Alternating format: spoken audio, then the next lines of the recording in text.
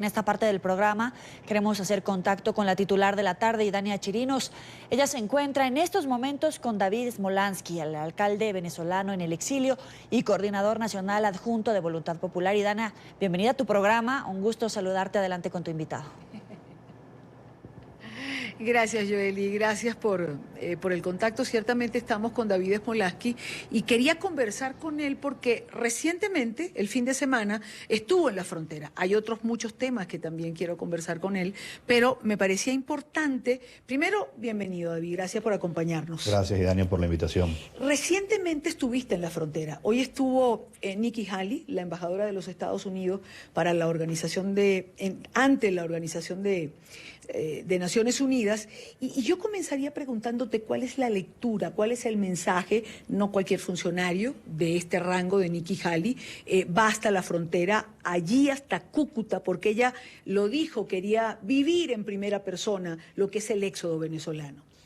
Mira, la visita de la embajadora de Estados Unidos ante Naciones Unidas, Nikki Haley, a la frontera, es la confirmación que el peor problema migratorio que hoy existe en el hemisferio occidental está ocurriendo en la frontera colombo-venezolana, que es un problema además que no solo se queda en Colombia, sino se expande por toda América Latina. Yo voy a cumplir un año en el exilio y parte del trabajo que he venido haciendo en el exilio, aparte de estar vinculado a la academia y los esfuerzos diplomáticos por restaurar la democracia en Venezuela, es trabajar en la frontera. Hace 4 meses tú sabes que visité la frontera y el pasado fin de semana lo hice por segunda vez. Y lo que ahí hay yo nunca lo he visto en mi vida, Dani. Desde que yo empecé a hacer política hace poco más de 10 años como estudiante, jamás he visto lo que he presenciado en la frontera. Es simplemente dantesco ver personas que empaquetan toda una vida en solo un fin de semana. Ver personas que llegan a Cúcuta donde no tienen dónde pasar la noche, pero prefieren eso antes de seguir en Venezuela. Niños que llegan en condición de desnutrición. Personas que llegan con enfermedades que ya están erradicadas como malaria y difteria. Cuando yo visité por primera vez el comedor Casa Hogar Divina Providencia, se están repartiendo 2.500 comidas. Hoy se están repartiendo en total 10.000 comidas en los 8 comedores en Cúcuta. O sea, es decir, se ha cuadruplicado la demanda por tanta gente que llega necesitada. Esta es la peor crisis humanitaria que haya experimentado no solamente Venezuela, sino cualquier país de América Latina, con el respeto que merecen los demás países de América Latina que han tenido crisis.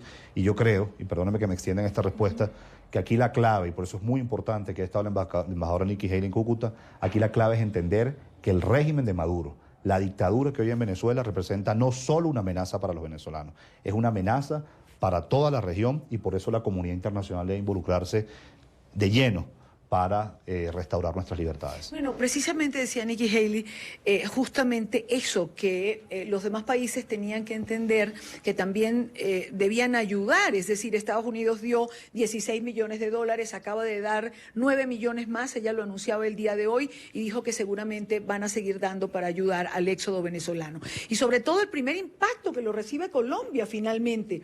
Ahora, cada país en la región tiene su crisis y eso lo entendemos, pero digamos, es una emergencia porque al final todos resultan afectados. Es una emergencia. Colombia es el país digamos, con mayor cantidad de venezolanos, lógicamente por ser un país frontera, pero hay decenas de miles de venezolanos en Brasil, hay cientos de miles de venezolanos ya en Perú, en Chile, decenas de miles de venezolanos en Ecuador y Argentina, así como en México, por ejemplo, que es un país que está tan lejos de Venezuela, a pesar de estar en América Latina, ahí se ven venezolanos, en Costa Rica, en Panamá, incluso en islas del Caribe como Aruba, Curazao, Trinidad y Tobago, que por cierto el gobierno de Trinidad y Tobago bastante mal se ha portado con los venezolanos que están allí, están llegando personas que huyen, literalmente, porque emigrar es una palabra elegante. Huyen por la falta de comida, por la falta de medicina, por la inseguridad y la represión. Claro, nuestros propios balseros en el Caribe tenemos ya. Cuando yo fui a Cúcuta la primera vez, cuando tú pasas el puente, ves un terminal de autobuses. Y ese terminal de autobuses te lleva a la frontera con Ecuador, que por cierto, están cruzando 2.500 personas todos los días por esa frontera. Y una vez que pasa esa frontera, hay gente que se queda en Ecuador, o luego un bus te lleva a Chile, Argentina o Perú, donde puedes pasar una semana o 10 días. Cuando yo veía esos buses, yo llegué a la conclusión que esos son las balsas del siglo XXI. Lamentablemente, esas son las balsas del siglo XXI. Y hay gente que está dispuesta a pasar 10 días en ese bus, prácticamente sin comer, sin poder asearse, sin hacer sus necesidades, sin pararse en ningún sitio, con tal de llegar a Lima, a Buenos Aires o a donde ese bus lo pueda dejar para ser libre. Bueno, así de dramática es la situación del éxodo venezolano. Ahora, mañana, 9 de agosto, David Smolansky cumple un año exactamente de haber sido notificado su destitución como alcalde. Era alcalde en ejercicio en el municipio de Latillo, uno de los grandes municipios de Caracas. Se le anunció en paralelo su inhabilitación política y se dictó una orden de arresto en contra de su persona. David salió de Venezuela en un trayecto bastante largo y en esa oportunidad tuvimos la ocasión de conversar con él cuando ya llegó exactamente a Brasil, porque saliste de allí. ¿Se ve igual Venezuela adentro que afuera? Venezuela hoy tiene un deslavio humano. Igual con el tema de la frontera. Cuando ves a tanta gente salir, es un deslavio humano. Te quería comentar también que había gente caminando de Cúcuta a Bucaramanga, de Cúcuta a Cali, de Cúcuta a Bogotá, que duermen en la carretera y con los pies destrozados. Exactamente. Me tropecé con 5 jóvenes de Los Teques, San Juan de los Morros y Barquisimeto, que iban caminando prácticamente sin rumbo, me dijeron donde Dios nos llevara.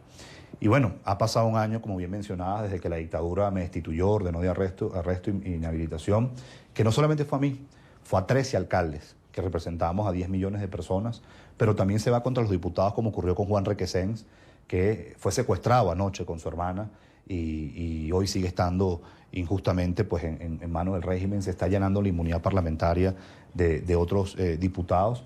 Y lo que queda muy claro pues, es que evidentemente Nicolás Maduro ya tiene años desconociendo la voluntad popular. Yo lo dije en su momento cuando me llegó la notificación por parte del Tribunal Supremo de Justicia, que solamente me dieron 40 horas para prepararme, que todo el mundo tiene un número, Dania.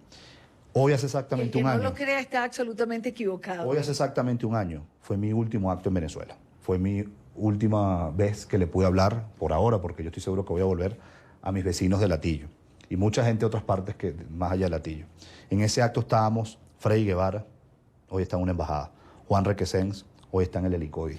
Gaby Arellano, hoy está exiliada en Colombia. Este servidor está exiliado. José Manuel Olivares también está exiliado. Solamente por colocarte un ejemplo de personas que hace un año me están acompañando en ese acto y que hoy están o en una embajada, o en una cárcel, o en el exilio.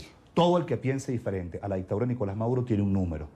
Y por eso, acá no es momento de medias tintas, ni momento de falsas negociaciones, ni de falsos diálogos, ni estar apostando a una ruta que engañe y manipula a la gente. Aquí hay que buscar la salida del dictador si nosotros queremos nuevamente tener libertad y democracia. ¿Habrá salida, David? Yo estoy convencido que sí. Y estoy convencido porque de cada 10 venezolanos, 9 rechaza a este dictador. Estoy convencido porque hoy pues los venezolanos no viven, sobreviven. Hoy nos pega el estómago porque no conseguimos qué comer. Hoy no importa cuándo trabajes porque el sueldo no te alcanza. Hoy si te enfermas te puedes morir por falta de medicina. Ya ningún joven puede salir a divertirse por las calles porque eres víctima de la inseguridad. Ahora, eso se va acumulando. Esa rabia, esa tristeza, esa impotencia se está acumulando y se está manifestando en las calles, como las protestas que han liderado las enfermeras, los médicos, los maestros. Así que yo creo que hay que continuar con las protestas de calle, que más que la cantidad es la calidad. No nos debemos llevar si la protesta tiene 100.000 personas o 200. Todo el que protesta hoy en Venezuela es un héroe, es un valiente y hay que acompañarlo. En segundo lugar, hay que también incrementar la presión de la comunidad internacional. Definitivamente la oposición democrática estamos muy agradecidos con la inmensa mayoría. Pero yo creo que la comunidad internacional ha hecho eco absoluto del drama que se vive en Venezuela, del éxodo que se vive en Venezuela. Creo que lo que ha reclamado la comunidad internacional en momentos determinados ha sido coherencia a la oposición. Correcto, y hasta la comunidad internacional, por eso decía, quiero agradecerle a la mayoría de los gobiernos de América Latina, Estados Unidos, Canadá, la Unión Europea, porque han sido muy firmes con la causa democrática. Yo creo que todavía hay oportunidad de mayores sanciones individuales a altos funcionarios del régimen implicados en violaciones sistemáticas de los derechos humanos, corrupción, lavado de dinero, narcotráfico, tráfico de minería. Creo que hay una oportunidad importante de trabajar mucho más en la frontera, y Dania, nosotros tenemos un planteamiento que hemos venido haciendo donde se tiene que crear un fondo de cooperación multilateral para brindar atención y protección a todo el que migra. En primer lugar, estatus jurídico. En segundo lugar, alimentación, medicina, techo, educación y capacitación.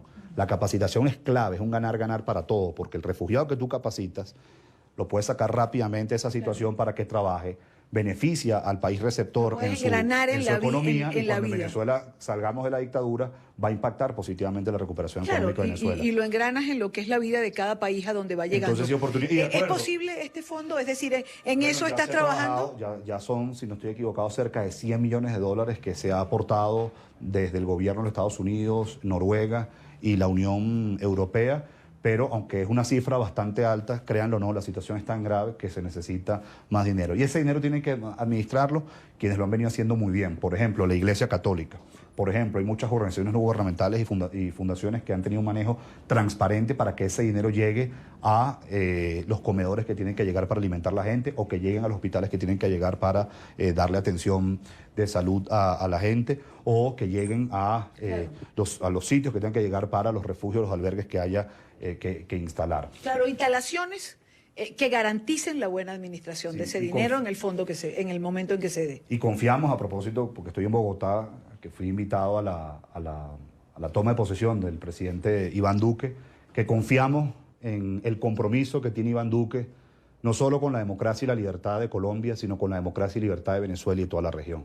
Confiamos a que pueda activar el corredor humanitario, confiamos además a que pueda combatir la economía criminal que se está promoviendo desde Venezuela con el narcotráfico, con el tráfico de minería, el tráfico de gasolina, el trata de blancas, y confiamos en su liderazgo a que pueda articular a los demás gobiernos de la región a través de iniciativas como el Grupo de Lima, la OEA y la Corte Penal Internacional, para que los días de Maduro estén contados. Y en Venezuela, Dania, si algo yo siento es que apenas ese dictador caiga, va a haber algarabía, va a haber euforia, va a haber felicidad, nos vamos a reencontrar como país y lo vamos a echar para adelante.